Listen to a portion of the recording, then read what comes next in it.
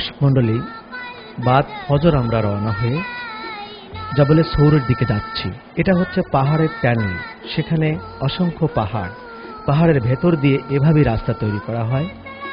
জাবলে সৌরে যেতে বেশ কয়েকটি টানেল পড়ে। এগুলো হচ্ছে সেই টানেলগুলো। জাবলে সৌর একটি পাহাড়ের নাম। জাবল মানে হচ্ছে পাহাড়।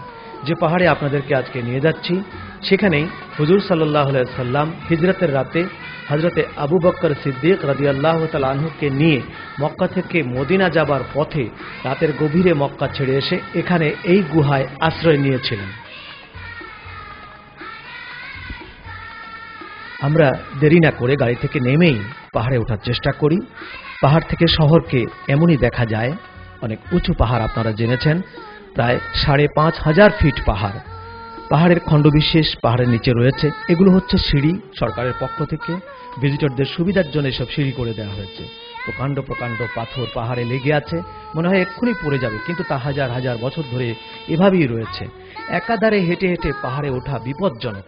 তাই মাঝে মধ্যে কিন্তু বসে বসে একটু আরাম করে তারপরে আবার উঠতে হয়। পাহাড়ের গায়ে ছোট ছোট গাছপালাও রয়েছে, যেগুলো উটের জন্য খুব সুস্বাদু খাবার। এগুলো পাথরই হয়। বিশ্বের অসংখ্য আশিকে রাসূল এই জাবলে সৌর জিয়ারত করতে আসেন শুধু রাসূলকে অনুসরণ করার জন্য, শ্রদ্ধা জানাবার জন্য। জাবলে সৌরের পাশে দিয়েই আরাফার রাস্তা চলে গেছে।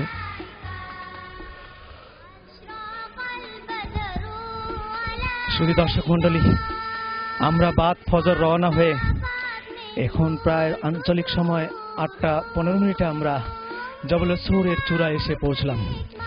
জাবলে সৌরের চূড়ায় জমিন থেকে এসে পৌঁছা এটা কত কষ্টের ব্যাপার তা ভাষায় প্রকাশের নয়।